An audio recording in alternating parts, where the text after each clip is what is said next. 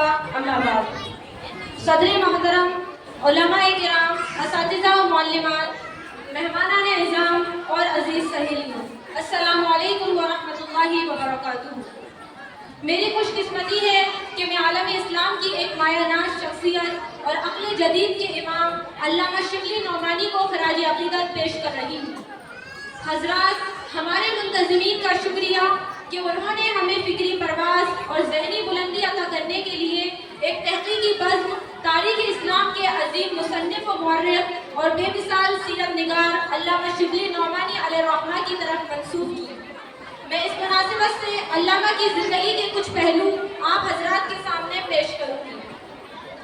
अल्लामा शिबली नौमानी 4 जून 1857 को आज़मगढ़ ज़िले के एक गांव बिंदोल में पैदा हुए। उलूम इस्लामिया, फ़ारसी, अरबी, तफ़सीर, हदीस, फ़िक़्ह और सीरत व तारीख़ में कमाल पैदा किया। आपके उस्ताद मौलाना फ़ारूक चिड़ियाकोटी ने आपकी तरबियत दुरुस्त और आला हुदूद पर की। इनके अलावा भी बहुत से असातिज़ाए फ़न और असातिज़े इल्म से आपने तालीम हासिल की। आप पेशे से वकील थे, लेकिन कोर्ट कचहरी की खाक छानने के बजाय आपने उलूम इस्लामिया को अपना मैदान करार दिया।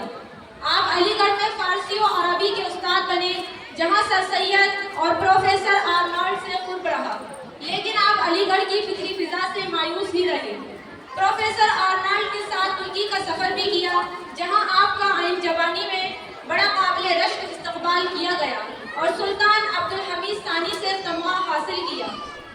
इसी सफ़र में मिस्र गए तो जामिया अज़हर की सूरत हाल देखकर कबीदा खातिर हुए और वहाँ के निज़ाम तालीम और निसाब तालीम की पस्ती ने आपको खूब मुतासिर किया, जिसका इजहार आपने अपने खुतूत में किया है। यही आपकी मुलाकात आलम इस्लाम के मशहूर आलिम व मायानाज़ मुफस्सिर मोहम्मद अब्दू अलैहिर्रहमा से हुई। मोहतरम सर सैयद अलैहिर्रहमा की वफ़ात के बाद आपने मुस्लिम यूनिवर्सिटी अलीगढ़ को छोड़ दिया और हैदराबाद के महकमा तालीम के मुशीर बन गए। आप ही की पॉलिसी से हैदराबाद की उस्मानिया यूनिवर्सिटी ने उर्दू को ज़रिया तालीम के लिए अपनाया। इससे कबल हिंदुस्तान की किसी यूनिवर्सिटी ने मकामी ज़बान को ज़रिया तालीम नहीं बनाया था। हज़रात, हिंदुस्तान की सबसे मुअस्सिर, ताकतवर और ज़िंदा व ताबिंदा तालीमी तहरीक जब नदवतुल उलमा की शक्ल में उठी तो आप उसके कायद व रहबर बन गए और हैदराबाद की इस अहम मनसब को छोड़कर लखनऊ चले आए और अपनी दिन रात की कोशिशों काविश इस इदारे को परवान चढ़ाने में लगा दी।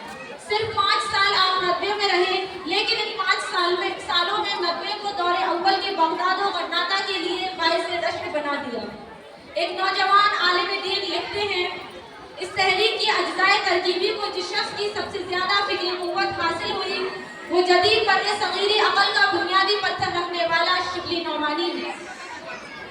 जो ख़यालात 125 साल पहले शिबली और उसके बिलवास्ता और बिलावास्ता शागिर्दों ने पेश किए, उसकी तरफ अब कहीं जाकर उलमाए हिंद बजब्र लाए गए हैं और अब वो किसी तरह बाला बाला अपने बच्चों की तालीम को क़दरे इल्म चशीदा करने के ख्वाहिशमंद हुए हैं।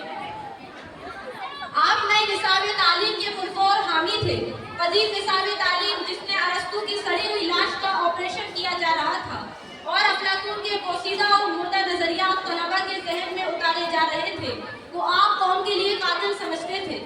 इसके बिलमुकाबिल नए निसाब तालीम को वज़ा करके ऐसे उलमा तैयार करना चाहते थे जो एक तरफ उलूम इस्लामिया के माहिर, कुरान और हदीस के दरिया में गव्वासी करके मोती निकाल लाने वाले और हालात हाज़रा और मसाइल जदीदा का हल कुरान और हदीस से ढूंढने वाले हों, और दूसरी तरफ वो उलूम जदीदा से भी वाकिफ़ हों, खासकर अंग्रेज़ी ज़बान जो उस वक्त तालीम की ज़बान बन चुकी थी कि तालीम को लाजमी समझते थे। संस्कृत जो इस मुल्क के अक्सरियती तबके की ज़बान थी कि तालीम को लाजमी समझते थे, ताकि उलमाए किराम एक तरफ जदीद तालीम याफ्ता तबके को उनकी ज़बान में मुखातब कर सके और दूसरी तरफ हिंदू अहिया परस्ती का मुकाबला खुद उन्हीं के नुसूस व मुतून पढ़कर कर सके।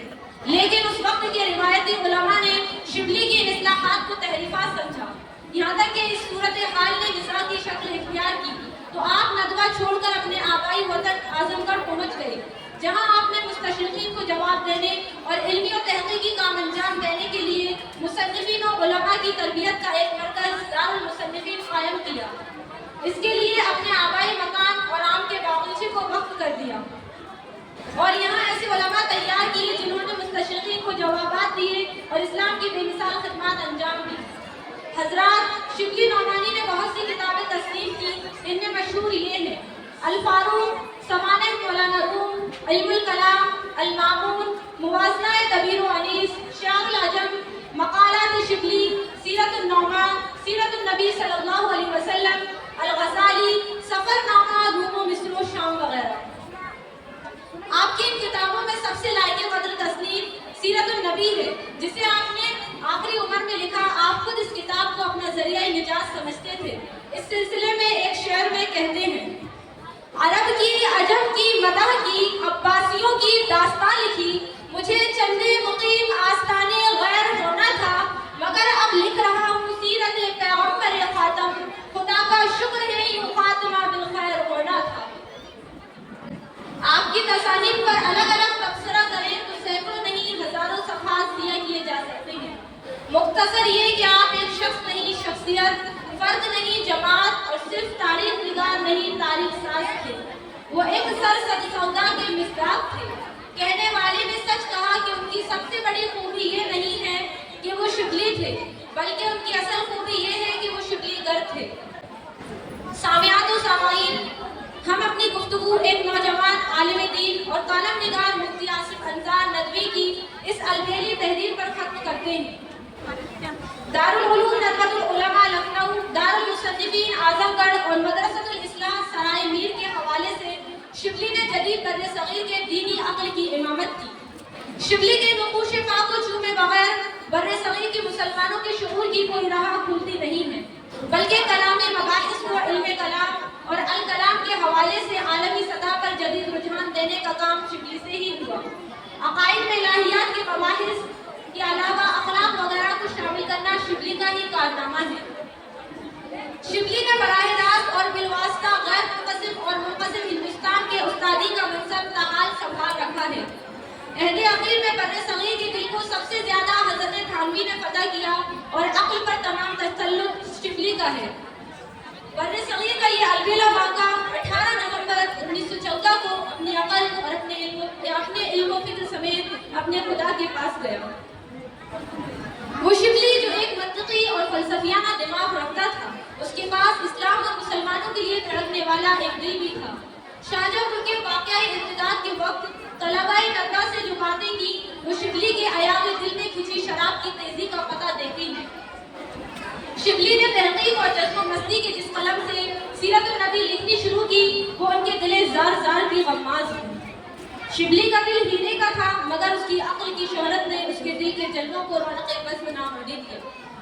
شبلی کو مرے 110 سال بیت گئے، لیکن شبلی کا ذکر، اس کی یاد ایسی ہے، یوں لگتا ہے کہ بس ابھی ندوے کے کسی گوشے سے، دارالمصنفین کے کسی کونے سے، مدرسۃ الاصلاح کے کسی کنارے سے وہ پکار اٹھیں گے، علم و عشق کے مارے ان کے قدموں میں اپنا سر رکھ دیں اور سما یہ بند جائے۔ ہما